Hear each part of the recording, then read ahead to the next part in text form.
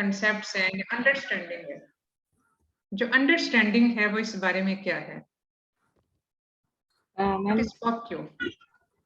POPQ is a system which has been introduced by International Continence Society in order to measure the in order to quantify the pelvic organ prolapse, and this is the system that is basically used to document, assess, and monitor the pelvic organ prolapse with reduced inter-observer and intra-observer variations.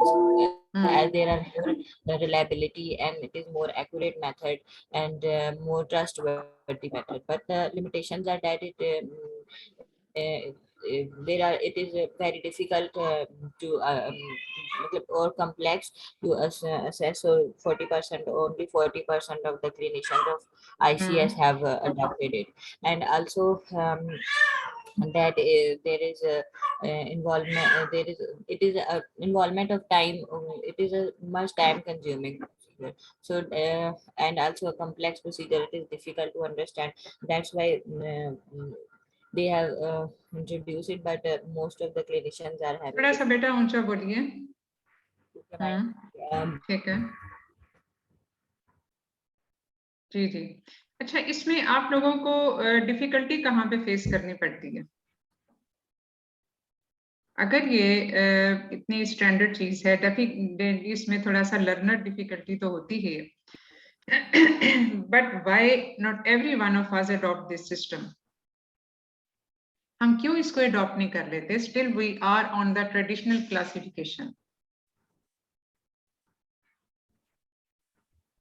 Ma'am, actually there is also a limited ability to quantify the prolapse, as patient is not in relaxed condition.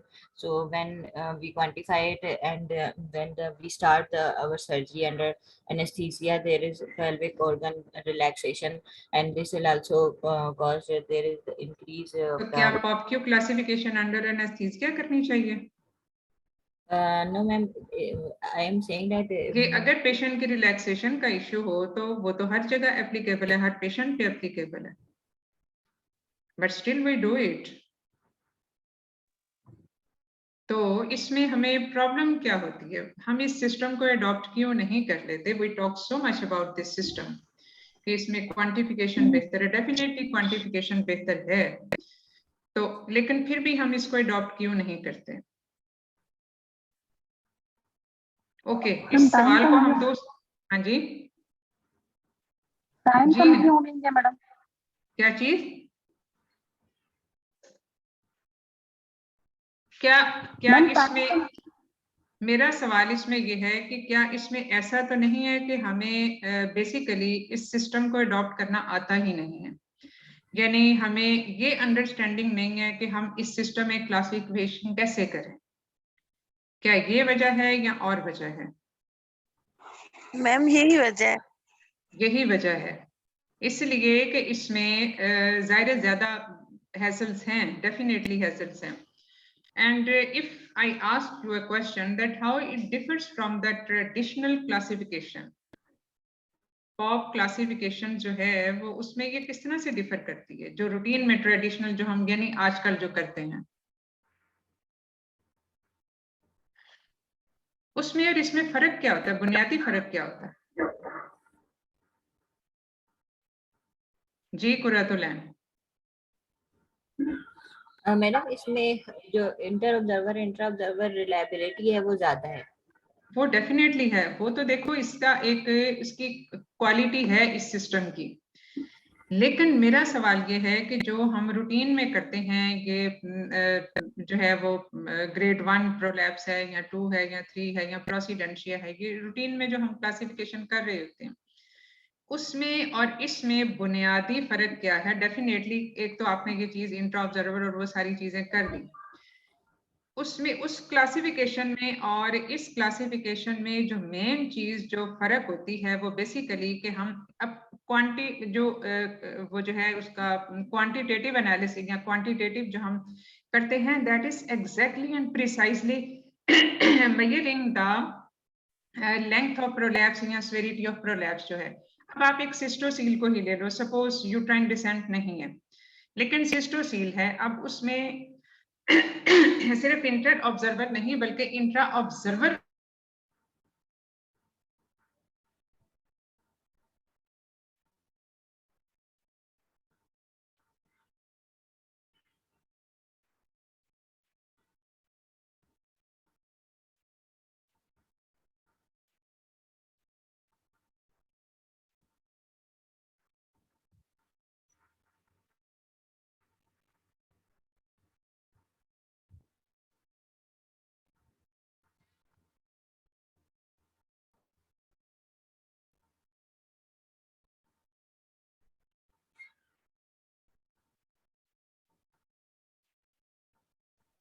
Ma'am आवाज नहीं आ रही है। Hello. आवाज आ रही है सबको? Hello, नहीं आवाज तो नहीं आ रही। मैडम का डिस्कनेक्ट हो गया।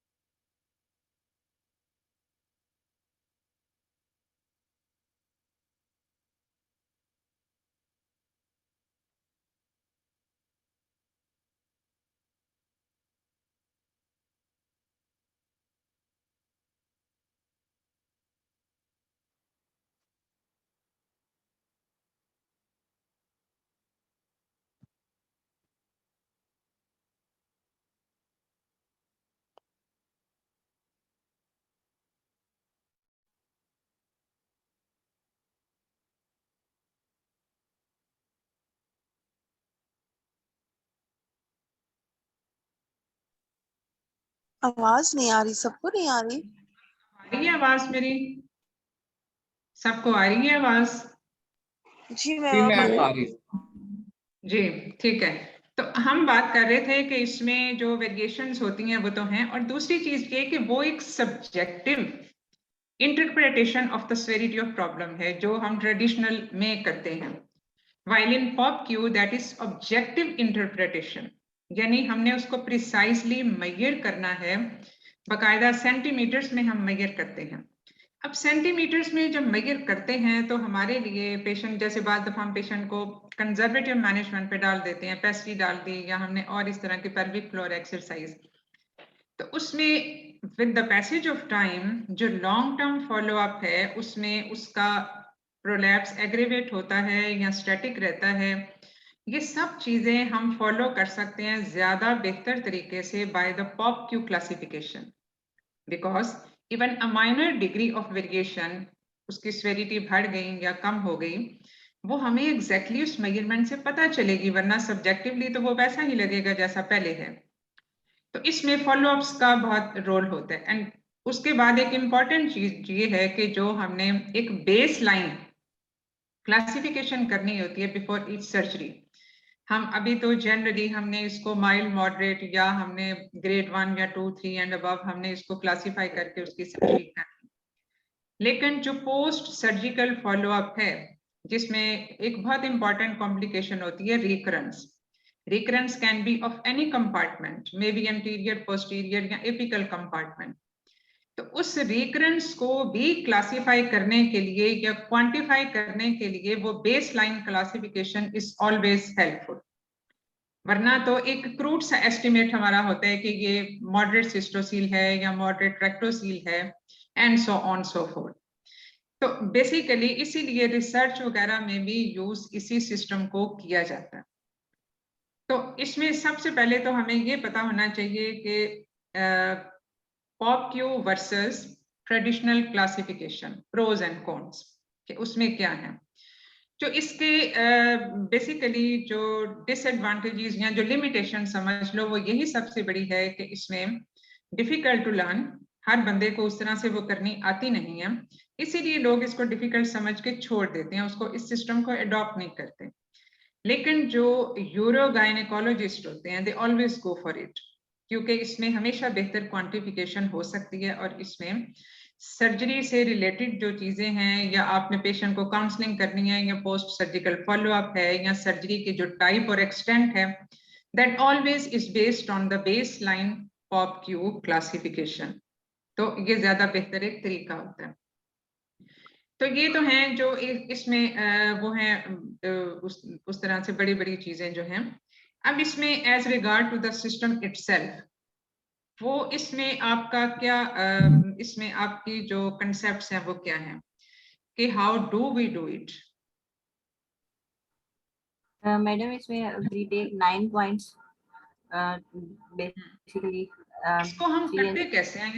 इसका जो बेसिकली जो बेसलाइन प्रोटोकॉल्स होते हैं वो क्या होते हैं? प्रोटोकॉल से मतलब ये कि इसके जो प्री रिक्विजिट्स होते हैं। Prerequisites include first patient should be informed about the procedure and why we are doing it. And then second one, bladder should be empty, and the patient should be in the dorsal position, and they will be exposed with the covered with the sheets and under adequate light. And then instruments that are speculating are scale or eye spatula with the markings on it, and then same speculum can be used and custom speculum for the central compartment. Total readings that we take are 9 total readings, 3 in the anterior wall, 3 in the posterior When wall. the patient is lying in supine position और ज़ाहिर bladder empty तो है ही है. So while doing this classification, should the patient be at rest or straining? Madam, all the findings. देखो हम जब routine में जो ट्रेडिशनल हम क्लासिफिकेशन करते हैं वो हम पेशेंट को स्ट्रेन करवा के करते हैं just to assess the maximum जो उसकी लिमिट है, मैक्सिमम जो उसकी एक्सटेंट है प्रोलैप्स की वो हम आइडेंटिफाई कर सकें। तो इसमें हम क्या करते हैं? इसमें क्या यहाँ पे कोई फर्क होता है? पेशेंट को स्ट्रेन करा के इसमें हम फाइंडिंग्स लेते हैं, लेकिन एक जो फाइंडिंग होती है पेशेंट को हम स्ट्रेन करा के फाइंडिंग्स लेते हैं, लेकिन एक इसमें टोटल विजाइनल लेंथ जो ले रहे होते हैं वो हम उसको रिलैक्स कंडीशन में लेते हैं, बाकी सारा में हम पेशेंट को पुश कराते हैं स्ट्रेन। अच्छा, ठीक है। So what are those 9 points? 9 points are 3 in the anterior compartment, 3 in posterior, and genital hiatus and perineal body, and total vaginal length. And genital hiatus starts from the mid of the urethra till the posterior foresheet, and then perineal body starts from posterior vaginal foresheet till the mid of the anus, and mid of the anal opening, and then total vaginal length is the posterior vaginal starting from the hymen till the pouch of Douglas, and it is absent in patient if there is hysterectomy. Then in the anterior wall, point AA and BA. AA point starts from proximal. It is a proximal point on the anterior vaginal wall and starts from the urethra till the 3 centimeter proximal to the urethra, which is the point where the uretrovesical junction is present. And then after the most, and then the remaining distal part of the anterior vaginal wall is point BA. And similarly, and this is demonstrated by placing the same speculum by retracting the posterior vaginal wall with the same speculum and asking the patient to push. And the maximum limit of point AA is about -3 to +3, and BA point maximum limit is +3 to the up till the level of total vaginal length. And similarly, in the posterior vaginal wall, we retract the same anterior vaginal wall with the same speculum and ask the patient to push. And here also the 2 points, A point AP and BP. Point AP is the more proximal portion of the posterior vaginal wall starting from the anal opening till 3 centimeter. चलिए ठीक है, इसमें ये आप जो points बता रहे हो क्या बाकी सब जो सुनने वाले हैं उनको समझ आ रही है? Can they imagine it? जी हाँ जी, जी सबको समझ आ रही है? यस मैम समझ आ रहा है। अच्छा, क्योंकि देखो इसमें ये हम ज़ाहिर ऑनलाइन जब हम बात कर रहे होते हैं तो बहुत सारी चीजें इमेजिनेशंस के साथ बात कर रही होती हैं। तो इसमें unless every person knows about it, otherwise उनको समझ नहीं आ सकती। तो चलें ठीक है, इसमें अब जब ये सारे पॉइंट्स हमने ले लिए, then how we plot it, then how we ma'am ma'am B point की समझ नहीं आती कि बी पॉइंट कहाँ से हमने लेना है और वो हमने कहाँ तक लेना है। कौन सा सी पॉइंट जो है, बी पॉइंट, बी जो हम एंटीरियर वॉल और पोस्टीरियर पे जो हम बी लेते हैं चलो दोनों इसमें पे। अभी मैं कुछ आपको स्लाइडें दिखाती हूँ, इसको हम जरा पहले मैं ये एक देख लूं कि आपके वीक एरियाज कौन कौन से हैं, where you don't have any basically faulty जो है उसका आपके कंसेप्ट्स हैं या कहाँ पे कोई वीक पॉइंट्स हैं। ठीक है, तो इसको फिर कुछ स्लाइडों पे, क्योंकि इस तरह से जो है वो स्लाइड के साथ बताना ज्यादा आसान होता है एज कम्पेयर टू कि मैं आपको इमेजिनेशन के साथ बताऊं। तो इसको हम डिस्कस कर लेते हैं अभी। तो चलें जी, बताइए doctor Qurratul Ain. Madam, we take 9 points and we make grid, in जी? which we take 9 points and we then make a grid, in which three upper, it has 3 rows, upper row, middle row, and lower row. In the upper row, we place the anterior vaginal wall. In the lower row, we place the posterior vaginal wall, and in the middle row, we place the central compartment, which include genital hiatus, perineal body, and total vaginal length. And we will take the readings as, and we will ask our assistant to plot them accordingly sidewise. And ठीक है, ठीक है, genital height. Okay. अब इसमें आपकी understanding, यानी जो आप लोगों ने पहले मुझे बताया था कि इसमें बेसिकली हमें करना नहीं आता, तो इसमें ना करने वाली यानी जो हम चीजें जिसको डिफिकल्ट समझते हैं वो कहाँ पे फिर आती हैं। If it is so easy to measure the prolapse like that, जैसे कि हम सिर्फ उसमें जो रूटीन का हमारा तरीका है उससे फर्क इसमें ये है कि हमने इसको बेसिकली मेजर कर लिया विद जो है वो सेंटीमीटर्स के हिसाब से हम इसको मेजर करते हैं। तो उसमें मुश्किल क्या है, where we feel any difficulty?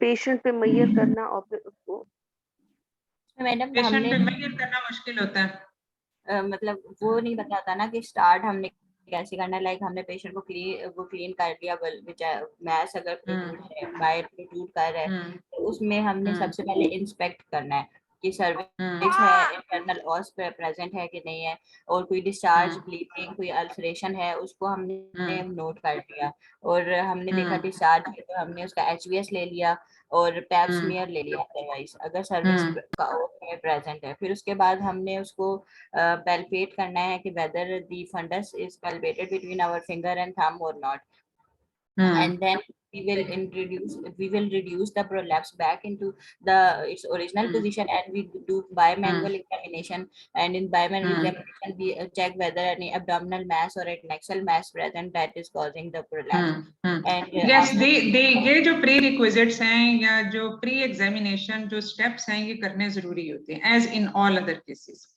क्योंकि जो क्वांटिफिकेशन हम करते हैं वो ये सब चीजें करने के बाद करते हैं, और अगर प्रोलैप्स बाहर है तो उसको रिड्यूस करके फिर करते हैं इनिशियली। जो स्ट्रेनिंग पे जो हमने पॉइंट असेस करने हैं वो फिर डिफरेंट होते हैं, वो फुल स्ट्रेनिंग के साथ हम पेशेंट को करते हैं। तो ये चीजें हैं जो हमने पहले करनी होती हैं, इसको हम बाईपास नहीं कर सकते। तो ये हमारी आम जो हमारी पेशेंट की जो एग्जामिनेशन पॉइंट्स होती हैं ये उनके साथ टैली करते हैं। फर्क सिर्फ ये होता है कि जहाँ पे हमने इसको मेजर किया सेंटीमीटर्स में और दूसरे तरीके में हम मेजर नहीं कर रहे होते, वो हमारी एक अपनी इंटरप्रिटेशन होती है, उसको सिर्फ एक विजुअल इंप्रेशन हमारा होता है, based again on the digital examination, not based on the measurements. तो इसके बाद करने के बाद जो है वो बेसिकली इसकी प्लॉटिंग इंपॉर्टेंट होती है, प्लॉटिंग ऑन अ ग्राफ जिसको टोपोग्राफी कहते हैं। तो वो जब ग्राफ हम देखते हैं तो एग्जैक्टली वी कैन सी कि ये इस पेशेंट को सिर्फ यूरिथ्रोसील है या सिस्टोसील है या उसका यूट्राइन डिसेंट है या पोस्टीरियर वॉल का कोई पोर्शन जो है वो डेफिशिएंट है, मतलब उसका वीक है। तो ये एक site specific interpretation of the weekend area होती है, साइट स्पेसिफिक, यानी सिस्टोसील है तो वो या रेक्टोसील और है तो वो है, ये सारी चीजें बिल्कुल एग्जैक्टली उस पर हम प्लॉट कर देते हैं। लेकिन एक जो लिमिटेशन होती है इसमें पॉप क्यू में भी, अपार्ट फ्रॉम इट्स डिफिकल्टी, वो तो एक है ही है कि ये अगर कोई एसिमेट्रिकल प्रोलैप्स हो या इसमें अगर लेटरल वॉल कंपार्टमेंट्स का प्रॉब्लम हो तो ये उसको आइडेंटिफाई नहीं करता। लेटरल वॉल जो बेसिकली जो इसमें प्रोलैप्स होते हैं वो ये कि उसकी जो लेटरल अटैचमेंट्स हैं विजाइनल वॉल्स की वो एट फॉल्ट हो या वीकेंड हो। और अगर आप इसके बेसिकली उस पे जाएं, अगर सपोर्ट्स ऑफ द यूट्रस पे जाएं, इसके लिए सबसे पहले आपको सपोर्ट्स ऑफ द यूट्रस को समझना जरूरी होता है कि इसमें एपिकल सपोर्ट्स हैं, मिड लेवल हैं, फिर लेवल 3 की हैं, मतलब लेवल 1, 2 एंड 3। तो लेवल 2 की जो सपोर्ट्स हैं वो बेसिकली लेटरल कंपार्टमेंट डिफेक्ट्स आ जाते हैं कि जिसमें प्यूबो सर्वाइकल फेशिया या रेक्टोवेजाइनल फेशिया का डिफेक्ट है तो वो, और बाज दफा ये सेंट्रल डिफेक्ट्स होते हैं। सेंट्रल डिफेक्ट्स का मतलब ये है कि या तो ये फेशिया का प्रॉब्लम या उसके लेटरल लिगामेंट्स का प्रॉब्लम। और इसको हम इस तरह से एक हमारा रफ सा एक इसका वो होता है जो हम आम अपनी ट्रेडिशनल क्लासिफिकेशन में देखते हैं कि जो सेंट्रल टिश्यू डिफेक्ट्स हैं, फेशियल प्लेन्स के जो डिफेक्ट्स हैं, जो उस टिश्यू कनेक्टिव टिश्यू डिसऑर्डर में या उसमें उसकी वीकनेस में, तो वो उमूमन इसमें vaginal wall rugosities are lost. Vaginal mucosa just appears flattened and smooth, उसमें कोई रुगोसिटीज नहीं होती। लेकिन जो लेटरल वॉल कंपार्टमेंटल डिफेक्ट्स हैं, जो यानी जो लेटरल उसकी अटैचमेंट्स हैं या लेटरल सपोर्ट्स जो हैं, अगर वो वीकेंड हो तो सेंट्रल रुगोसिटीज लॉस नहीं हुई होती, उसमें सिर्फ एक बल्ज होता है। You will see the cystocele as such, लेकिन उसमें सेंट्रल जो रुगोसिटीज हैं these are well maintained, though the bulge basically looks like जो एक रूटीन का जो सिस्टोसील होता है उसी तरह से उसकी अपीयरेंस होती है, लेकिन रुगोसिटीज उसमें लॉस नहीं हुई होती। So that's how we basically एक जो हमारा क्रूड सा तरीका होता है वो ये इस तरह से हम कर सकते हैं। लेकिन ये चीज हम पैल्पेट भी जब करते हैं टिश्यूज को, तो इसमें हमें एक जब हम अपनी रूटीन की ट्रेडिशनल क्लासिफिकेशन बजाते हैं तो उसमें हमें ये चीज पता चल जाती है। लेकिन अगर एक छोटा सा पार्ट डेफिशिएंट है या डिफेक्ट है, सपोज जैसे पोस्टीरियर वॉल में ही अगर कहीं थोड़ा सा पोर्शन उसका है प्रोलैप्स है, बाद दफा ऐसे होता है कि नीचे उसकी perineal body is well maintain but there is sometimes bulge right in the middle of the posterior wall और अपर टू दैट। तो अमूमन ये जो साइट जो है ये चीजें ये वाली ज्यादा हमें बहुत बेहतर पता नहीं चलती पॉप क्यू पे, क्योंकि वो जनरली हम उसको मेजर कर रहे होते हैं। तो एसिमेट्रिकल या जो कंपार्टमेंटल डिफेक्ट्स हैं वो हम इसमें इतना स्पेसिफाई नहीं कर सकते। और इसके अलावा इसमें जो बेसिकली इसमें इसके अलावा कोई ऐसा मेजर प्रॉब्लम इसमें नहीं होता सिवाय इसके कि ये वाली बस चीजें हैं जो कि इसमें डेफिशिएंट है।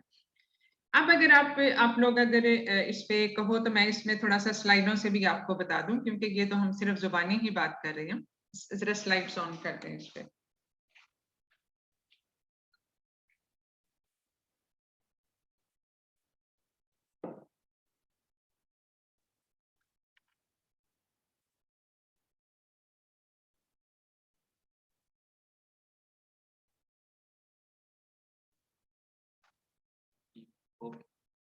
ओके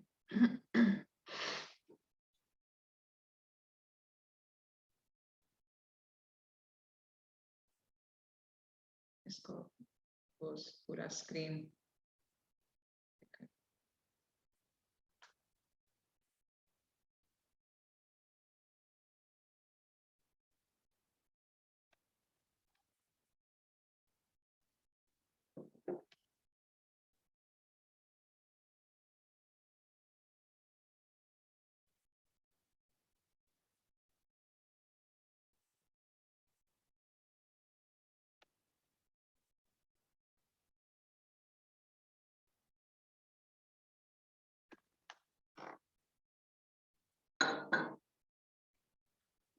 अच्छा, इसमें जो थोड़ा सा हम इसको रिव्यू कर लेते हैं। एक नॉर्मल जो पेल्विक एनाटमी है उसमें uterus as you all know, अब इसमें जो ब्लैडर और यूरिथ्रा का एक डेफिनेटली एक specific angle is always maintain in relation with the uterus. और बेसिकली जब ये सिस्टोसील होता है या इसमें कोई भी प्रोलैप्स किसी भी पार्ट की हो तो this angle is lost, sometimes it is lost without the prolapse, और ये वो वाले पेशेंट्स होते हैं जिनमें स्ट्रेस इनकॉन्टिनेंस का प्रॉब्लम होता है और इसमें ये एंगल लॉस्ट हो जाता है. But whenever there is anterior compartment defects, when there is some defect in the connective tissue या उसकी weakness है, उसमें this part comes out and it brings the bladder along with it, इसीलिए इसको सिस्टोसीलम कहते हैं. If this part is okay and this part is weakened, तो ये यूरिथ्रोसील का एरिया होगा. अब तकरीबन कमोबेश ये वाला पॉइंट होता है जहां पे पॉइंट ए हम लेबल करते हैं. पॉइंट ए को लेबल किया जाता है, वो तकरीबन यूरिथ्रोवेजाइकल एंगल के को ही रिप्रेजेंट करता है. अब उसके ऊपर जो है वो सिस्टोसील वाला पोर्शन आ जाता है जो कि VA है, यानी यहाँ तक पॉइंट ए होगा और यहाँ से ऊपर पॉइंट बी होगा. तो ये तकरीबन 3 सेंटीमीटर का area from the external urethral meatus till 3 centimetre in the interior vaginal wall, जो प्रॉक्सिमल पार्ट है. अब इसी तरह से सिमिलर पॉइंट्स ऑन द ये जो है on the back on the posterior wall of the vagina. अब इसका इस रिलेशनशिप को समझना जरूरी है for the understanding of the supports of the uterus, क्योंकि supports को हम 3 लेवल पे वो करते हैं, और जो सबसे एपिकल सपोर्ट जो है that is always provided by the uterosacral ligaments and the Macken-Rods ligament, जो lateral cervical ligaments होते हैं, जिससे इसकी एंटी वर्जन और एंटी फ्लेक्शन मेंटेन्ड भी रहती है. यही वजह है कि प्रोलैप्स्ड यूट्रस अमूमन एंटीवर्टेड नहीं होती और एंटीफ्लेक्स्ड भी नहीं होती. जो वेल सपोर्टेड यूट्रस है उसका ये वाला यूट्रोवेजाइनल एंगल जो है that is always maintained in a well supported uterus. तो ये इसको एंटीरियरली पुल करता है और ये इसको पीछे पुल बल्कि ये लैटरल पेल्विक वॉल पे जाता है और ये पोस्टीरियर पेल्विक वॉल पे जाता है, and the net result is एंटीफ्लेक्शन and एंटीवर्जन of the uterus. बाकी जो मिड लेवल की सपोर्ट है वो लेवल 2 है, और जो पेरिनियल बॉडी से आती है वो लेवल 3 सपोर्ट आ जाती है. और ये इसके लिगामेंटस सपोर्ट्स हैं. ऊपर इसके यूट्रोसेक्रल लिगामेंट्स हैं, राइट पे इसके लैटरल सर्वाइकल या कार्डिनल लिगामेंट्स हैं, और इसके साथ साथ दरमियान में इसका रेक्टोवेजाइनल फेशिया आ जाता है और प्यूबो सर्वाइकल फेशिया आ जाता है. यहाँ पे नीचे पेरिनियल बॉडी के अंदर जो सारे मसल्स इंसर्ट हो रहे हैं, जो बेसिकली जो सारे पेरिनियल मसल्स हैं, वो सब के सब provide support for the level 3. और यही वजह है कि पेरिनियल बॉडी की लेंथ और उसकी सपोर्ट बहुत जरूरी होती है, और इसको बहुत इस पे फोकस किया जाता है while we are doing the repair surgeries, कि अगर इसको हम फोकस ना करें, पेरिनियल बॉडी को रिस्टोर ना करें, उसके मसल्स को रिस्टोर ना करें, तो there are high chances of recurrence of the prolapse. And when the uterus sags down, basically there is an overstretching, weakening and the lengthening of the uterosacral ligaments and the cardinal ligaments. ये stretched हैं, weakened वाले हैं due to any risk factor, जिसमें कोई prolonged intra-abdominal raised pressures, prolonged deliveries हैं, या congenital connective tissue disorders हैं, और weakening of the connective tissue as seen in the postmenopausal time period. तो ये हमारी रूटीन की ट्रेडिशनल क्लासिफिकेशन है, जिसमें फर्स्ट डिग्री जो कि with it remains with in the vagina but it descends down from its normal position, जो कि इसके स्पाइन्स के लेवल पे ये 0 स्टेशन कंसीडर होता है, वो नॉर्मल पोजीशन है. तो इससे नीचे आएगा but remaining with in the vagina will be first degree, और ये अप टू अगर इंट्रोइटस आ जाता है अप टू हाइमेनल रेमनेंट्स तो ये सेकंड डिग्री कहलाएगा, या अगर इसका इवन थोड़ा सा पार्ट भी अगर होता है. अब यही चीज अगर हम पॉप-क्यू क्लासिफिकेशन पे करें तो इसमें तकरीबन हम एग्जैक्टली हम मेजर करते हैं कि ये 1 सेंटीमीटर ऊपर है या 1 सेंटीमीटर नीचे है, और इसके अलावा third degree when the body comes out. जी बेटा आप लोगों की जरा थोड़ा सा म्यूट कर लीजिए अपने. And procidentia when whole of the uterus comes out as you already know it. तो जो रूटीन की क्लासिफिकेशन जो हम करते हैं basically that is Baden Walker classification system, जो हमेशा से पुराने वक्तों से चलता आया है. और इसके अलावा अगरचे और भी क्लासिफिकेशन सिस्टम्स होते हैं, शॉज है, जैकपॉट है क्लासिफिकेशन, लेकिन हम ज्यादातर यही यूज करते रहे हैं. And now comes the pop-Q classification. Pop-Q classification basically यही बहुत सारी वेरिएशंस थी, और इसमें फिर जब हम सर्जरी करते हैं तो सर्जरी के आउटकम में बहुत वेरिएशंस होती हैं. तो यही intra observer and inter observer classification, उसमें जो देखे गए वेरिएशंस जो देखी गई उसकी वजह से ये सजेस्ट किया गया कि इसको क्वांटिटेटिवली मेजर किया जाए, first time in 1996, and that was later on endorsed by the international continent society. तो इस वो 2002 में फिर ये अप्लाई होना शुरू हुआ।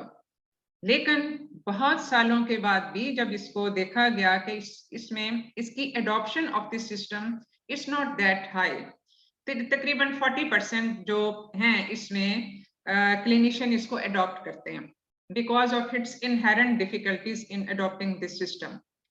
तो बेसिकली ये जो है ये इसमें जो ब्यूटी यही थी कि हमने इसको एग्जैक्टली मेजर कर लिया और उसको स्टेज कर लिया पेल्विक ऑर्गन प्रोलैप्स को, और उसके बाद हम इसका टोपोग्राफिक मैप बनाते हैं। मैप से हमें एग्जैक्टली पता चल जाएगा कि कौन सा जो पार्ट है वजाइना का वो कहाँ तक डिसेंड किया हुआ है। तो इसमें जो हमने सारी अभी बात कर ली कि इसमें सर्जिकल रिपेयर या अगर हमने कंजर्वेटिव मैनेजमेंट भी करनी है तो उसका लॉन्ग टर्म फॉलो अप इसके साथ हम ज्यादा बेहतर कर सकते हैं।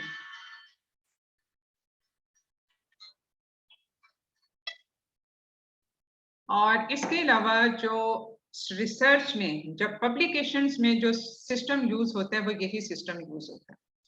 और ये बाकी लिमिटेशंस की भी हमने बात कर ली कि ये सिमेट्रिकल को नहीं आइडेंटिफाई करता, और उसके अलावा जो पेशेंट की पोजीशन है उससे भी उसकी रिप्रोड्यूसिबिलिटी इफेक्ट होती है, जैसे कि आम ट्रेडिशनल में होती है। सिर्फ इसी में नहीं, ट्रेडिशनल क्लासिफिकेशन में भी ये चीज रहती है, क्योंकि जो ग्रेविटेशनल जो इफेक्ट होता है ऑन द प्रोलैप्स वो डेफिनेटली वो उसमें अपना इफेक्ट उसका होता है। यानी इवन इन पॉपक्यू क्लासिफिकेशन भी अगर आप पेशेंट का जो टेबल हेड है अगर 45 डिग्री तक कर दो, एक मिनट बेटा जी, हाँ जी मैं जरा क्लास में बिजी हूँ।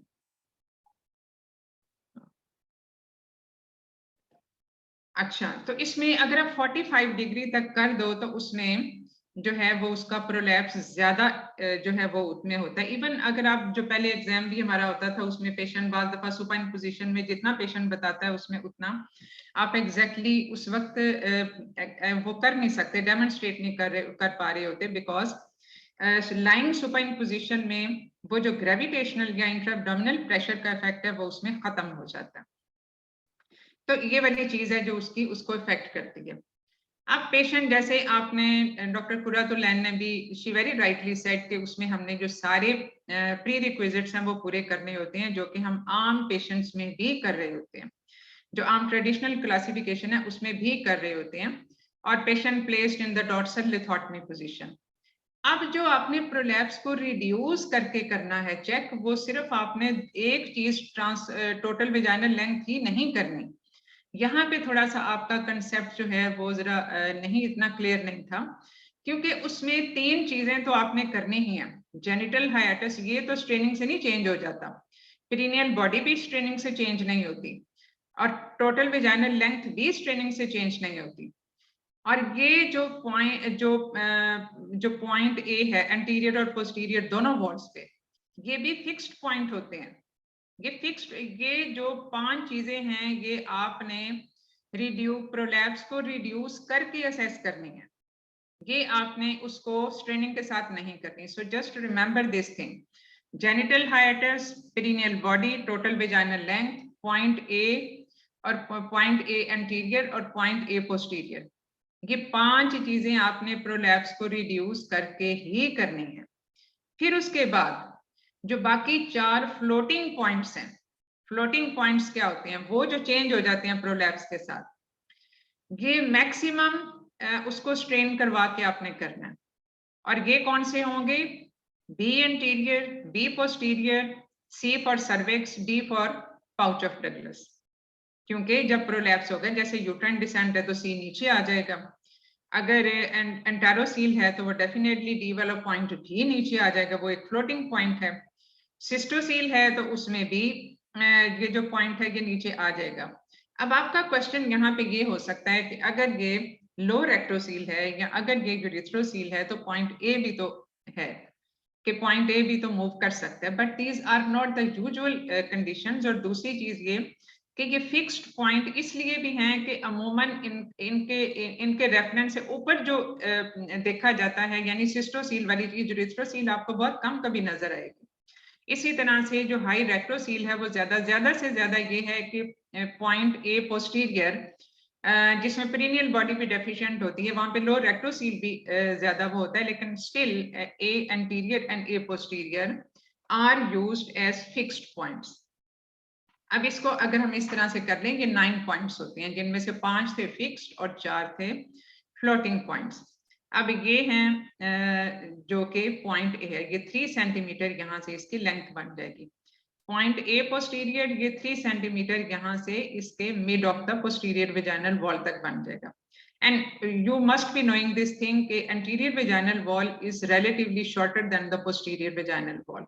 ये पोस्टीरियर वेजाइनल वॉल अमूमन 2 centimetre is longer than the anterior vaginal wall.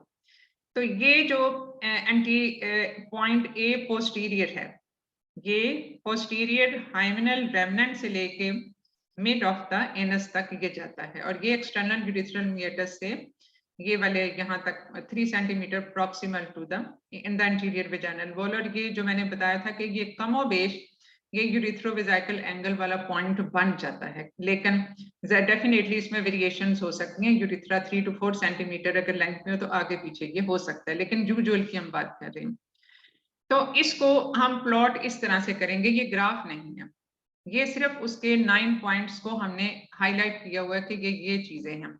C is for cervix और कफ, यानी कफ वो जब हिस्टेक्टमी के बाद वेजाइनल वॉल्ट नीचे आती है तो वो C पॉइंट कंसीडर होगा, और post hysterectomy vaginal vault prolapse में D वाला पॉइंट ओमिट हो जाता है, क्योंकि D is no more there but the C will still be there.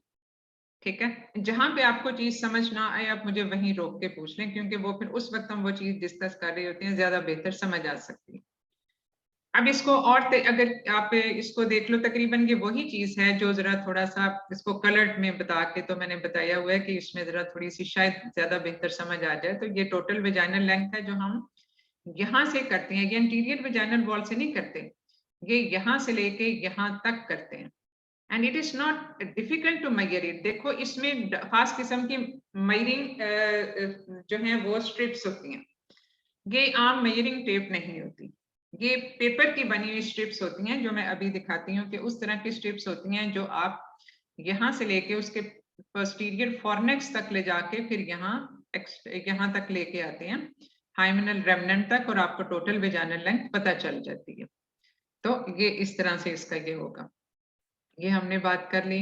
और हाइमेनल रेमनेंट जो है वो इस तरह से ये शो होते हैं, ये बिल्कुल इसके जो टैग्स ऑफ द स्किन है।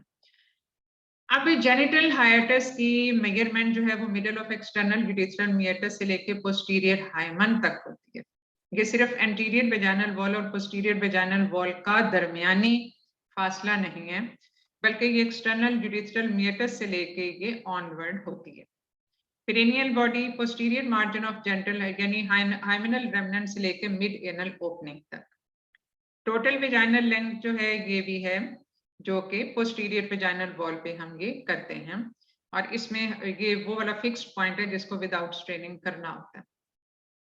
एनाटॉमी ये भी फिक्स्ड पॉइंट है, ये पॉइंट है, हमने ये बात कर ली है, और इसकी भी हमने मेजरमेंट कैसे करनी है ये भी हमने बात कर दी। इसके रेंज ऑफ पोजीशन है -3 to +3, +3 से ये आगे जा ही नहीं सकता क्योंकि इसकी टोटल लेंथ है इतनी। अगर ये टोटल भी बाहर हो तो ये +3 तक जाएगा, और अगर ये टोटल अंदर है तो -3 तक जाएगा, ना इससे कम ना इससे ज्यादा। तो ये इसकी टोटल रेंज है। Point B anterior and point B posterior are defined as the lowest point of the prolapse between A anterior and A posterior and the vaginal apex. अब इसका मतलब ये है, अब लोएस्ट पॉइंट की इस तरह से आप अक्सर पढ़ते भी होंगे अपनी बुक्स में या जहां से भी आपने पढ़ना होता है। लोएस्ट पॉइंट ये कि जब सर्विक्स बाहर होती है तो ये वेजाइनल वॉल का वो हिस्सा है which is close to the cervix.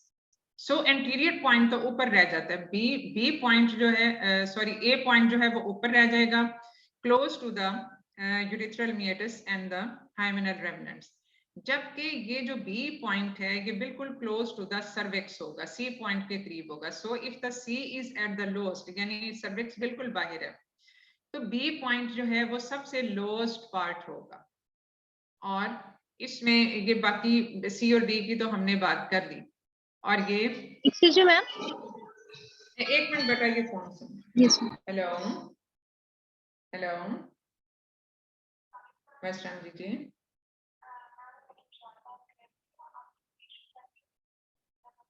जी जी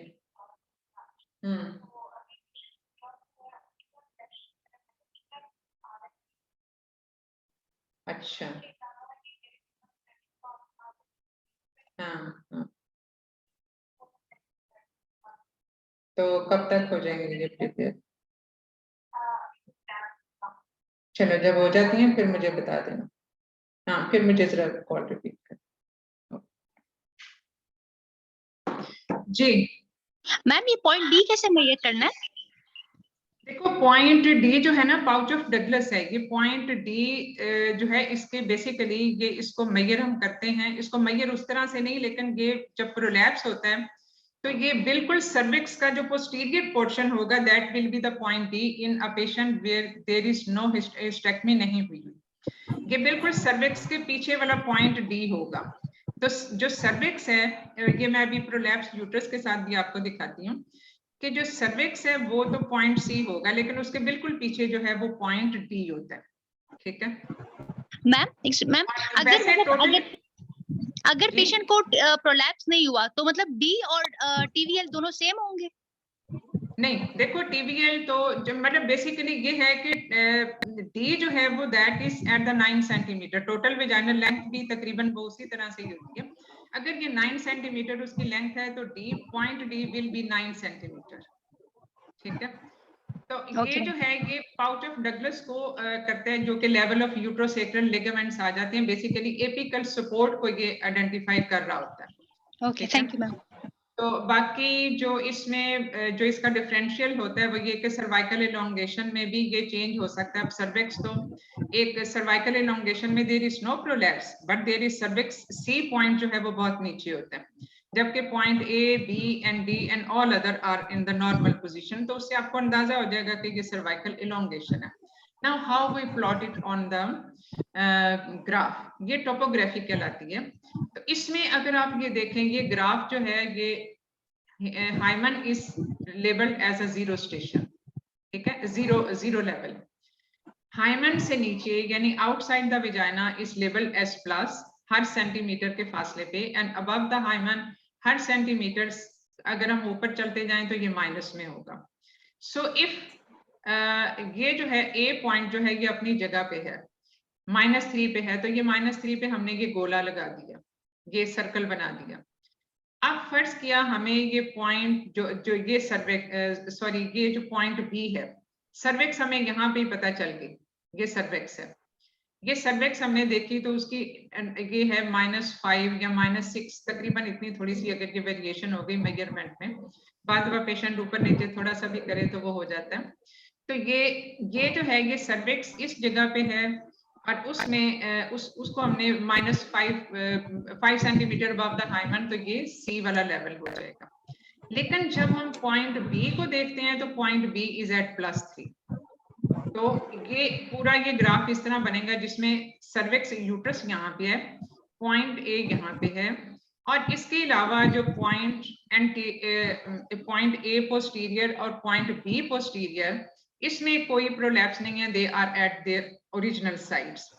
तो इससे हमें क्या पता चला, वो ये कि इसका सिस्टोसील है, ये एक ह्यूज सिस्टोसील है, यानी ये हाई सिस्टोसील मतलब ये कि नीचे यूरिथ्रोसील कोई नहीं है।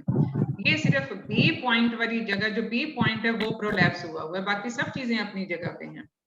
तो this is how it is basically graphically represented कि इस ग्राफ के मुताबिक जो है ये हाई सिस्टोसील है, या सिर्फ सिस्टोसील भी हम इसको कह सकते हैं।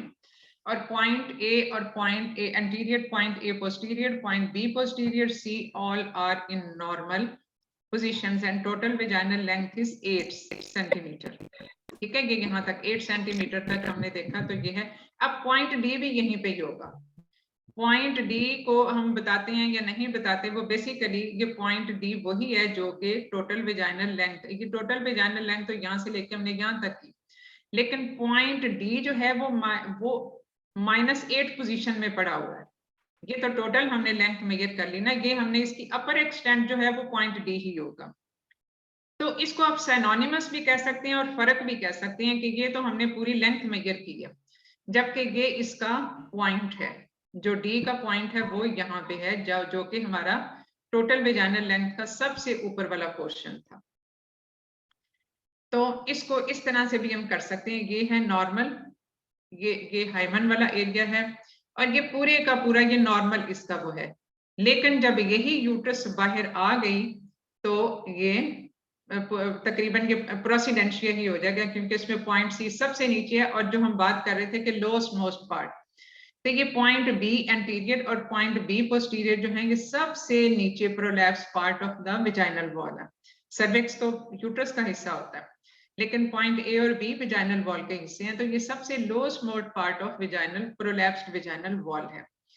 अब जो इसमें स्टेज 0 तो नॉर्मल पोजीशन है, चाहे वो ट्रेडिशनल हो चाहे वो हमारी ये पॉपक्यू क्लासिफिकेशन हो। स्टेज 1 जो है वो भी तकरीबन ट्रेडिशनल से हमारी मिलती जुलती है कि it is with in the vaginal canal, जो यूट्रस है उसका कोई प्रोलैप्स नहीं है, वेजाइनल वॉल्स का कोई प्रोलैप्स नहीं है। लेकिन इसमें जो स्टेज 2 है, स्टेज 2 हमारी ट्रेडिशनल क्लासिफिकेशन में है, जो कि अंदर ही है लेकिन reaching up to the hymen, लेकिन इसमें है 1 सेंटीमीटर ऊपर या 1 सेंटीमीटर नीचे, यानी हाइमन से ऊपर या हाइमन से नीचे, तो ये स्टेज 2 कहलाएगी। और इसके बाद स्टेज 3 आ जाती है, स्टेज 4, जबकि सर्विक्स पूरी की पूरी बाहर और पूरी यूट्रस जो है वो बाहर होता। तो ये इस तरह से ये जो है ये फर्क होगी। अब स्टेज 3 को इसमें जरा मजीद थोड़ा सा समझने की जरूरत है, क्योंकि ये तो 1 सेंटीमीटर हो गया। तो इसमें स्टेज 3 वो है जिसमें सबसे distal part of prolapse is more than 1 centimetre below the hymen, but no further than 2 centimetre less than total vaginal length. यानी जितनी टोटल वेजाइनल लेंथ थी उसमें 2 सेंटीमीटर कम से कम इसके कम होंगे, क्योंकि इसमें अगर हम देखें तो ये टोटल वेजाइनल लेंथ, ये पूरी की पूरी टोटल वेजाइनल लेंथ है, इसमें से 2 सेंटीमीटर अगर कम कर लें तो ये स्टेज 3 आ जाएगी। यानी इसमें से 2 सेंटीमीटर इसका कम होना जरूरी है। ये तो 1 सेंटीमीटर ऊपर या नीचे, और ये 1 सेंटीमीटर से ज्यादा, लेकिन 2 सेंटीमीटर टोटल वेजाइनल लेंथ से कम, तो ये स्टेज 3 कहलाएगा। यहां तक मेरा ख्याल है क्लियर हो गया होगा, क्योंकि इसको बहुत सिंपल तरीके से ही मैं बता रही हूँ। तो इसमें अगर हम कंपार्टमेंट वाइज देखें तो एंटीरियर, अगर ये पॉइंट ए एंटीरियर हो तो ये यूरिथ्रोसील है, और पॉइंट ए अगर पॉइंट बी, ये यहाँ पे थोड़ा सा गलत लिखा हुआ, पॉइंट बी एंटीरियर हो तो ये सिस्टोसील होता है। पॉइंट सी है सर्विक्स है, पॉइंट डी जिसमें एंटेरोसील हो जाता है, और ये यूट्रोसैक्रल लिगामेंट के वीकनेस की वजह से है। पॉइंट ए पोस्टीरियर, इसमें एंटेरोसील तो बेसिकली ये नहीं, थोड़ा सा इसमें सॉरी मिस्टेक्स है। पॉइंट ए पोस्टीरियर का है लो रेक्टोसील, पॉइंट बी पोस्टीरियर है हाई रेक्टोसील, तो ये थोड़ा सा इसका फर्क हो जाएगा। और पेरिनियल बॉडी एज सच उसकी लेंथ जो 3 to 4 सेंटीमीटर है, वो हम इसमें पेरिनियल बॉडी की मेजरमेंट एज इट इज करते हैं, because that is a fixed measurement. अब जो पॉपक्यू क्लासिफिकेशन की ये डिफिकल्टीज देखते हुए 2006 में एक चीज जो निकाली गई, जो अभी तक बहुत इतनी ज्यादा मतलब उसको फेवर तो वो नहीं किया जाता, लेकिन कुछ जगहों पे इसको यूज किया जाता है, and you also should be familiar with it, कि सिंपलीफाइड पॉपक्यू, यानी इतनी लंबी चौड़ी जो मेजरमेंट्स हैं उनको अवॉइड करने के लिए एक सिंपलीफाइड तरीका भी होता है कि आप इतनी बहुत ज्यादा मेजरमेंट ना करें, सिर्फ 4 पॉइंट्स को मेजर कर लें 9 की बजाय। तो उसमें A anterior, point A anterior, B anterior, C और डी, तो ये चीजें जो हैं ये आपको जो है वो काफी हद तक जो है वो रिप्रोड्यूसिबिलिटी जो है वो तकरीबन कंपेरेबल हो जाती है एज कंपेयर टू स्टैंडर्ड पॉपक्यू। तो जो लोग इस सिस्टम को करते हैं वो इसके बारे में ये क्लेम करते हैं कि इसकी कोरिलेशन जो है वो दैट इज एक्सेप्टेबल। अब टोटल वेजाइनल लेंथ का बेसिकली सिग्निफिकेंस ये होता है कि बाज दफा there is shallow vagina and the total vaginal length is reduced. ये वो पेशेंट्स होते हैं टोटल वेजाइनल लेंथ कम वाले जिनमें chances of recurrence of the prolapse are quite high. क्योंकि जब भी आप इसमें जब रिपेयर सर्जरीज करते हैं तो you have to keep this thing and keep the possibility of this complications in mind. So you do the procedure. अब अगर टोटल वेजाइनल लेंथ कम होगी तो उसमें एपिकल सपोर्ट को देना, बल्कि आम पेशेंट में भी एपिकल सपोर्ट को देना जरूरी हो जाता है. और एपिकल सपोर्ट आप देते हैं उसको यूट्रस सैक्रल लिगामेंट के साथ वेजाइनल एपेक्स को टाई करके. तो यूट्रस सैक्रल लिगामेंट्स को आप दोनों कॉर्नर्स पे भी टाई कर सकते हो और उनके कॉम्प्लेक्स को भी आप वेजाइनल वॉल के वेजाइनल एपेक्स के साथ आप टाई कर सकते हो. और वेजाइनल एपेक्स को आप सैक्रोस्पाइनस लिगामेंट के साथ फिक्स भी कर सकते हो ऑन द राइट साइड.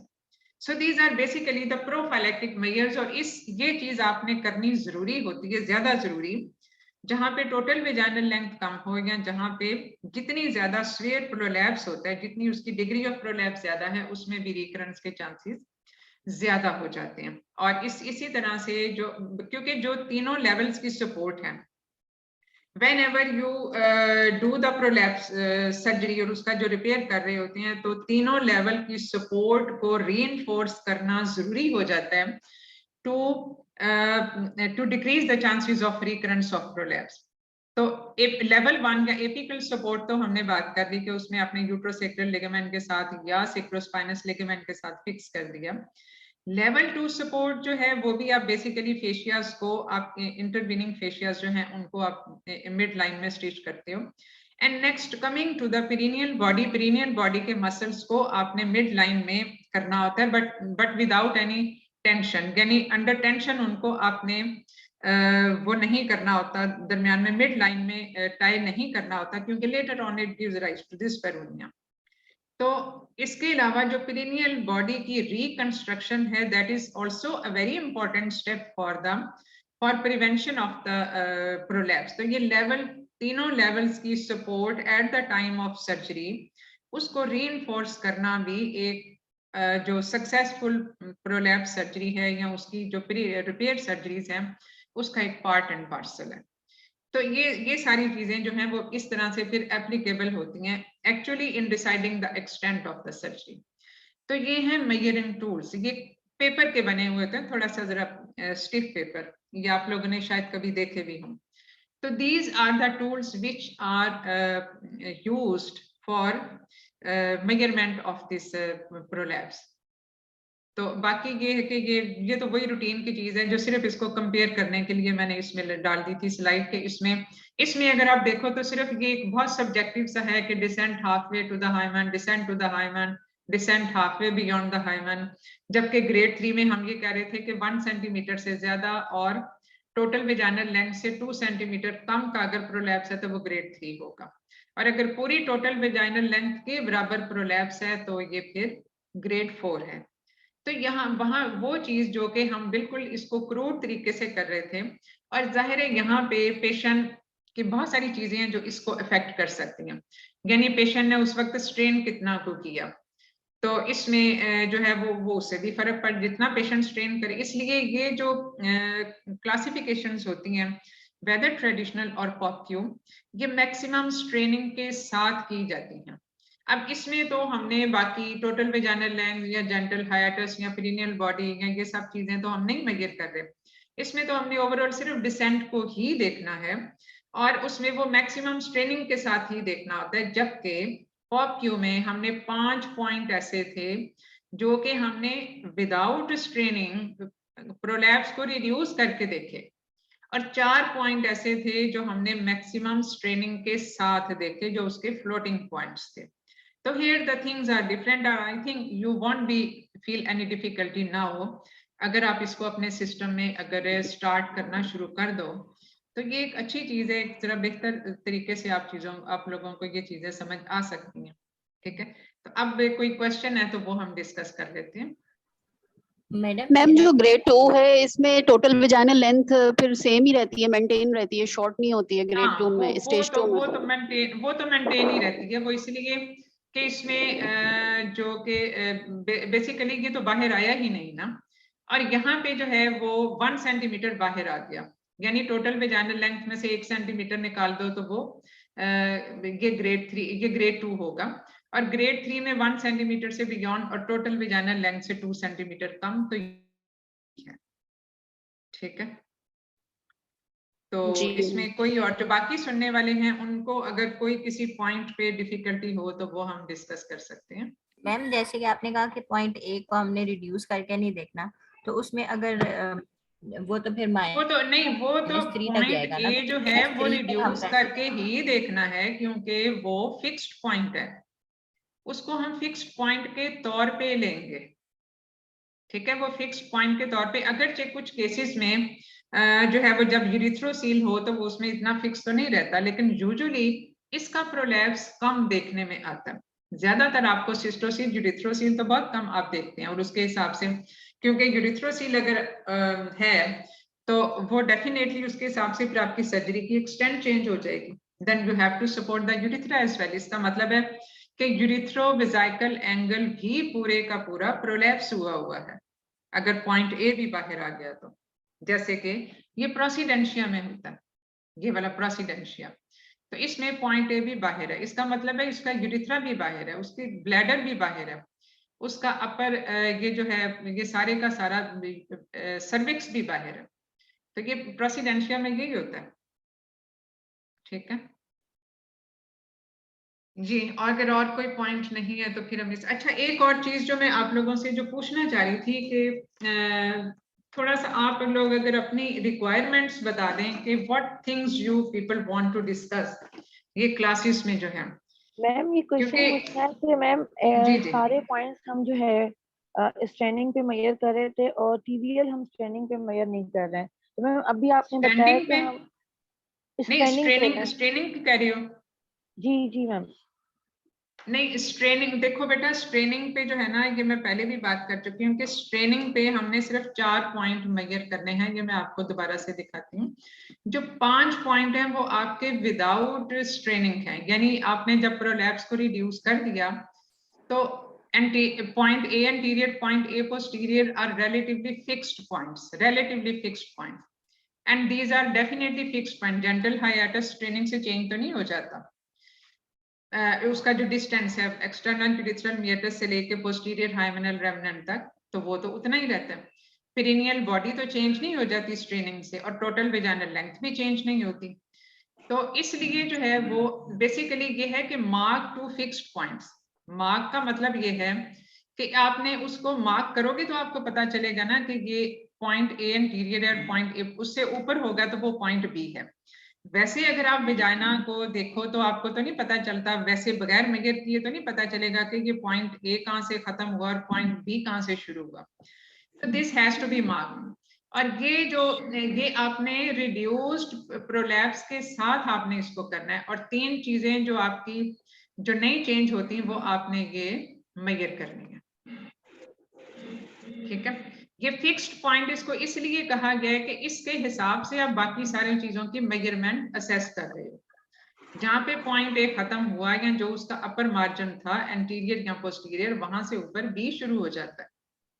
तो वो बी का पता आपको तभी चलेगा, आप उसकी मेजरमेंट तभी कर सकते हो जब आपने पॉइंट ए को मार्क किया हुआ हो।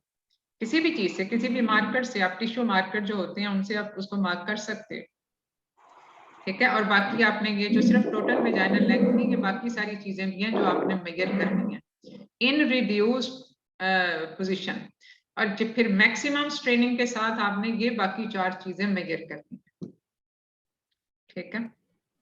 मैम ये पोस्टीरियर मैम ये जो बी है और डी है, वो प्रोलैप्स अगर इतना है कि वो अंदर है यानी कि इनसाइड द वेजाइना, तो वो पॉइंट्स क्या, कहाँ सॉरी है? दोबारा से जरा करें, दोबारा से क्वेश्चन रिपीट करें।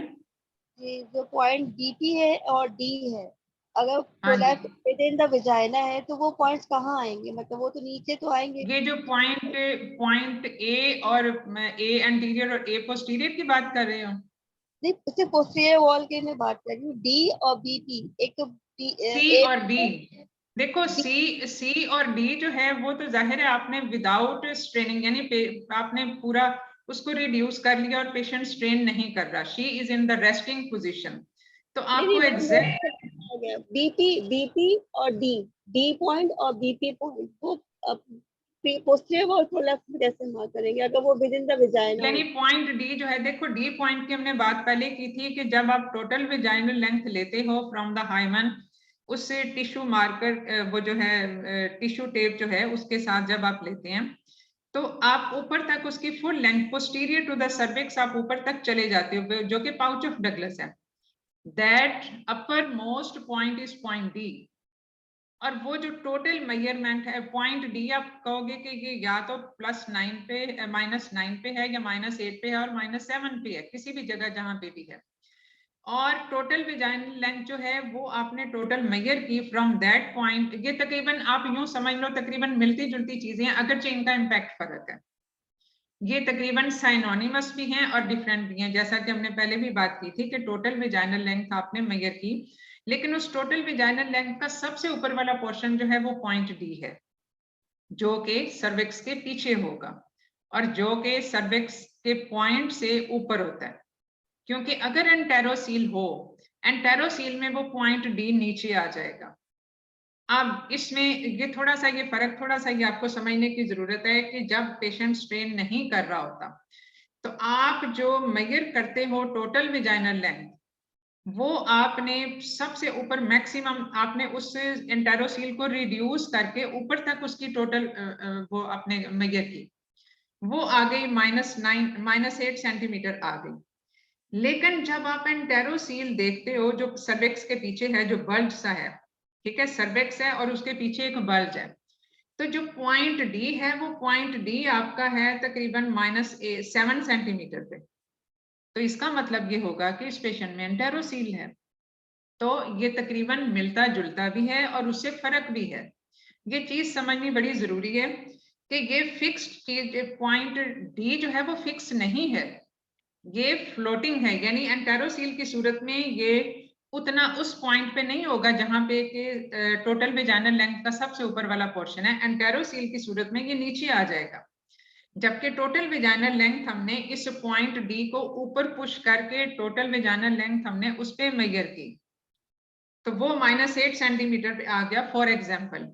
लेकिन जब हमने वो अपना मेजरिंग रूलर जो है वो निकाल लिया बाहर, तो वो जो बल्ज नीचे विजिबल होगा जो एंटेरोसील का है, उस बल्ज के पॉइंट को हम पॉइंट डी कहेंगे। और हो सकता है वो टोटल विजाइनल लेंथ से 1 या 2 सेंटीमीटर कम हो, यानी हो सकता है वो -7 सेंटीमीटर पे हो या -6 सेंटीमीटर पे हो। तो ये जब हम प्लॉट करेंगे तो हमें पता चल जाएगा कि टोटल विजाइनल लेंथ तो इतनी थी, लेकिन उसका जो ऊपर वाला पोर्शन जो -8 पे ही होना चाहिए था वो -7 या -6 पे है। इसका मतलब है वो नीचे डिसेंड किया हुआ है, और इसका मतलब ये डगलस का प्रोलैप्स है, which in other words is enterocyte. Is it clear now? जी मैम। मैम जो टीवीएल है वो हमेशा 8 सेंटीमीटर ही होगी? नहीं, जरूरी नहीं है। अब किसी की टोटल विजाइनल लेंथ तो वेरी कर सकती है, इसीलिए कुछ पेशेंट्स का जो विजाइनल लेंथ है वो कम होती है, और जिन पेशेंट्स में विजाइनल लेंथ कम होती है उनमें रिकरेंस के चांसेस भी ज्यादा होते हैं। तो इसीलिए टोटल विजाइनल लेंथ अगर ये स्टैटिक की हो तो फिर हम हर पेशेंट की मेजर क्यों करें, फिर इसको हम पॉप क्यू का एक हिस्सा क्यों बनाएं। तो इसमें ये चीज बड़ी समझनी जरूरी है कि ये 3 चीजें हमने, ये जो फिक्स चीजें थी वो हमने कर ली, और ये फिक्स पॉइंट्स हैं। ये 3 चीजें हैं जो फिक्स हैं और ये फिक्स पॉइंट्स हैं, यानी हम ये चेंज नहीं होते, ये 3 सेंटीमीटर ही रहेंगे। जबकि जो ऊपर वाला पोर्शन है टोटल विजाइनल लेंथ के हिसाब से जो बी पॉइंट है वो कम ज्यादा हो सकता है, लेकिन ये 3 सेंटीमीटर ही रहेगा, चाहे उसकी टोटल विजाइनल लेंथ 5 सेंटीमीटर हो या 8 सेंटीमीटर हो या 9 सेंटीमीटर हो, और बाज दफा इससे भी ज्यादा हो सकती है। तो इसलिए जो ये है ये फिक्स्ड पॉइंट है। इसी तरह से जो बाकी जो रिमेनिंग 4 फ्लोटिंग पॉइंट्स हैं, यानी आपने डी को, सी को, बी एंटीरियर एंड पोस्टीरियर वो आपने किया, और ये सारे 6 पॉइंट आपने उस हिसाब से मेजर किए। ठीक है, मार्क करना होता है और मेजर करना होता है। तो ये इन चीजों का जरा फर्क समझना जरूरी है। क्वेश्चन है कि अगर जो है ये कंप्लीट प्रोसीडेंशिया होता है तो हमारे पास जो पॉइंट ए और ए पी है वो नीचे आ जाएंगे, जब हम इसको रिड्यूस करेंगे तो मैडम ये लेकिन देखो अब हमने मार्क किया हुआ है ना वो पॉइंट, इसमें ये देख लो कि अब वो हमने पॉइंट फिक्स किया हुआ है, यानी वो जो मैं पहले भी बात कर रही थी कि पॉइंट फिक्स है, लेकिन ये बाहर आ सकता है, चाहे वो कम ही आए, लेकिन प्रोसीडेंशिया में तो बिल्कुल सारी चीजें बाहर होती हैं, एवरीथिंग इज इनसाइड आउट। तो पॉइंट ए जो बाहर, हाँ जी, लेकिन मैडम जब हम लोग मेजरमेंट्स लेंगे तो इसको फिर रिड्यूस करेंगे, तो जो मेजरमेंट्स आएंगी वो तो फिर माइनस में हो जाएंगी ना, क्योंकि वो ऊपर चली जाएंगी। नहीं देखो, इसमें आपने मार्क करना है, यानी फर्ज किया प्रोसीडेंशिया के साथ पेशेंट आ गया, आपने बाहर सिर्फ पॉइंट ए को मार्क करना है कि ये वाला पॉइंट -3 पे ये वाला हिस्सा बनता है कि ये पॉइंट ए मार्क मैंने यहाँ पे कर दिया, एंटीरियर भी पोस्टीरियर भी। अब आप इसको रिड्यूस करोगे और फिर उसके बाद ये 3 चीजें मेजर कर दोगे।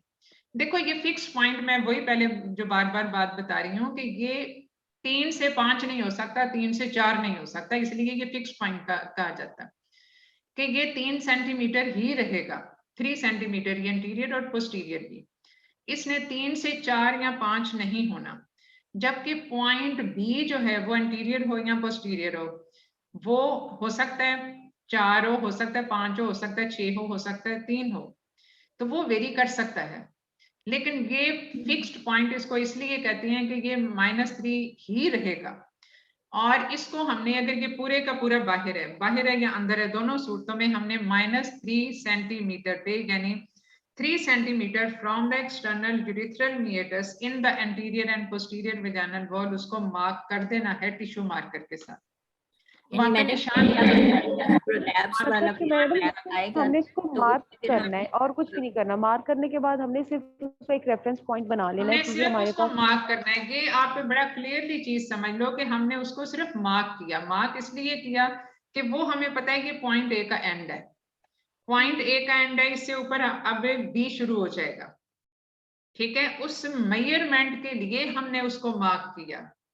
अब जब हमने मार्क कर लिया, सपोज ये प्रोसीडेंशिया के साथ है, तो अब हमने इसको रिड्यूस किया और बाकी मेजरमेंट्स की, जो कि रिड्यूस प्रोलैप्स के साथ हमने करनी होती हैं, यानी जेनिटल हाइएटस, पेरिनियल बॉडी और टोटल वेजाइनल लेंथ। तो इसी तरह से ये सो सिंपल। अब इसमें तो मेरा ख्याल है कोई एम्बिग्युइटी नहीं स्टार्ट में हम मतलब जो मैस प्रोलैप्स जो हुआ होगा उसमें हमने पहले पॉइंट ए और ए पी मार्क कर लेने हैं, फिर उसको हमने अंदर रिड्यूस करना है, रिड्यूस करके रिड्यूस करो और फिर उसके बाद इसके फिक्स पॉइंट को मेजर करो। हाँ, ये तीनों पॉइंट्स लेते हैं। फिर उसके बाद पेशेंट को मैक्सिमम स्ट्रेन करे और फिर उसके बाद जो है वो आपने बाकी चीजें जो है वो करनी। और उसमें भी अगर नीचे आ देते हैं एंटीरियर वॉल, तो वो ए वाला पॉइंट माइनस में आ जाएगा, प्लस में आ जाएगा। हाँ, और वो प्लस में आ जाएगा, क्योंकि आपने मार्क किया हुआ है, आपको पता है कि पॉइंट ए मेरा कहाँ पे खत्म हो रहा है और पॉइंट बी कहाँ से शुरू हो रहा है, ठीक है। ठीक है मैडम, आप समझ आ गए। अच्छा मैडम, एक और मेरा क्वेश्चन है कि अगर तो एपिकल मतलब पूरा प्रोसीडेंशिया हो जाता है या वॉल्ट प्रोलैप्स हो जाता है, तो उसमें जो सपोर्ट होगी डेफिशिएंट होगी, वो तो यूट्रोसेक्रल लिगामेंट की होगी या फिर मैकेनरॉड्स लिगामेंट की डेफिशिएंट होगी ना। तो उसमें क्या अगर एग्जामिनर क्वेश्चन करती है कि बाकी जो मिड लेवल और लोअर लेवल वाली जो सपोर्ट्स हैं, क्या वो भी डेफिशिएंट है, तो वो उसमें हम कहेंगे कि हाँ ये भी वो डेफिशिएंट होती हैं, तो यूट्रस विजाइनल पूरी की पूरी विजाइनल वॉल और यूट्रस बाहर है, वो डेफिशिएंट ना हो तो वो कैसे हो? क्योंकि अगर सिर्फ एपिकल सपोर्ट होगी, अगर एपिकल सपोर्ट खराब है और बाकी लेवल 2 और लेवल 3 की सपोर्ट ठीक है, तो सिर्फ यूट्रस डिसेंड करेगी, फिर ये सिर्फ यूट्रस डिसेंड करेगी, वो उसमें फिर विजाइनल वॉल प्रोलैप्स नहीं करेंगी, ना सिस्टोसील होगा ना रेक्टोसील होगा, क्योंकि वो तो वॉल्स वेल सपोर्टेड है। तो इसलिए जब पूरे का पूरा वो प्रोसीडेंशिया ही हो गया, पूरा इन एंड आउट हो गया, तो सारी वेजाइनल वॉल सब चीजों की सपोर्ट डेफिशिएंट है।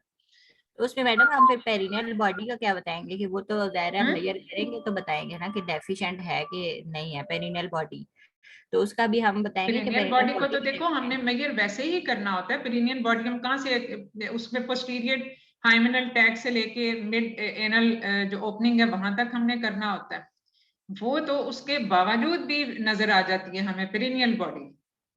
पेरिनियल बॉडी तो वो पेरिनियम का वो पोर्शन है ना जो इसके दरमियान में है, पोस्टीरियर फॉरशीट से लेके मिड एनल ओपनिंग तक, तो वो तो हमें, वो तो कहीं नहीं जा रहा, वो तो प्रोलैप्स नहीं हो रहा, वो तो सिर्फ डेफिशिएंट है। और वो डेफिशिएंट इसलिए है ड्यू टू मतलब उसमें जो सारे पेरिनियल बॉडी के जो सारे मसल्स होते हैं उसमें उनकी वीकनिंग की वजह से। ठीक है मैम, ये ए पॉइंट तो आपने इंट्रोड्यूस ये करके वो फिक्स पॉइंट होता है, यानी वो स्ट्रेनिंग से अफेक्ट नहीं होता, वो फिक्स पॉइंट है perineal body. Doctor B point जो है वो स्ट्रेनिंग के बाद लेंगे ना, हाइवन से जितना वो हाँ जी, प्रोडक्ट हाँ जी, हाँ वो स्ट्रेनिंग के बाद लेते हैं। ठीक है, तो मेरा ख्याल है समझ आ गई होगी सबको शायद, I hope so. Yes ma'am, thank you ma'am. चलें अब हम खत्म करें फिर इसको। Thank you ma'am. ओके जी, अब अच्छा हाँ, Thank you दूसरी so much. चीज जो मैं पूछना चाह रही थी, पूछना चाह रही थी जो मैं, कि आप लोग अपने जो चीजें जो डिस्कस करना चाहते हो वो कम से कम उसका एक बता दें हमें, एक फॉर्मेट टाइप, या उनसे आप शेयर कर लें डॉक्टर अरूबा से भी, तो ये चीजें ताकि हमें। जी मैम, हम लोग ये जैसे ऑडिट है और क्रिटिकल अप्रेजल्स हो गया मैम, टीचिंग स्टेशन हो गया मैम, ये वाली चीजें डिस्कस करना चाहते हैं। कौन सा स्टेशन? Ma'am teaching station. अच्छा टीचिंग स्टेशन, हाँ ठीक है, ठीक है। ऑडिट, टीचिंग, क्रिटिकल अप्रेजल और रिसर्च वाला भी मैडम। मैम हाँ रिसर्च वाले क्रिटिकल मैम, ये अप्रेजल थोड़ा ऑफ सा जो मुश्किल पैम्फलेट लगता है मैम, रीडिंग या वो स्पेशली है। टीचिंग जो है ना, कैसे आपने अपने जूनियर को टीच करवाना है, कोई हाँ बात ठीक है, टीचिंग स्टेशन वो भी एक इम्पोर्टेंट होता है। और मैम ऑडिट हो गया, रिसर्च हो गई मैम, हाँ और ये जो क्लिनिकल गवर्नेंस वाले पॉइंट्स हैं। जी मैम, क्लिनिकल गवर्नेंस मैम, ये चीजें हमें बड़ी मुश्किल लगती है मैम, इनकी अगर हम क्लासेस करें और साथ साथ फिर वो शॉर्ट पैटर्न वाले केसेस तो चलते ही रहेंगे ना मैम। क्लिनिकल गवर्नेंस, वैसे ये ऑडिट रिव्यू और जो क्लिनिकल ऑडिट बेसिकली होता है, ये हमने एट लेंथ डिस्कस किया था आपके एग्जाम से पहले। ठीक है, चलो बाकी जो भी चीजें आपके जहन में आएंगी ना वो फिर जरा शेयर कर देना, ठीक है? जी मैम, ठीक है, thank you ma'am. Ma'am date का पता है एग्जाम कब है? किसका? मैम डेट का पता है एग्जाम कब है? नहीं अभी तक नहीं पता, बल्कि आप लोगों को तो ज्यादा बेहतर पता होता है जिनका इंटरेक्शन या वो होता है लिएजॉन उनके साथ। प्रोविजनल डेट्स तो आई हुई हैं 3rd से मैम 5th 6th अक्टूबर की ना, गायनी की। अच्छा जी मैम, अक्टूबर में, ठीक है। जी मैम 3rd अक्टूबर की आई है। हाँ ठीक है, चलो ठीक, okay, Allah okay ma'am, Hafiz. Thank you so much, Allah Hafiz.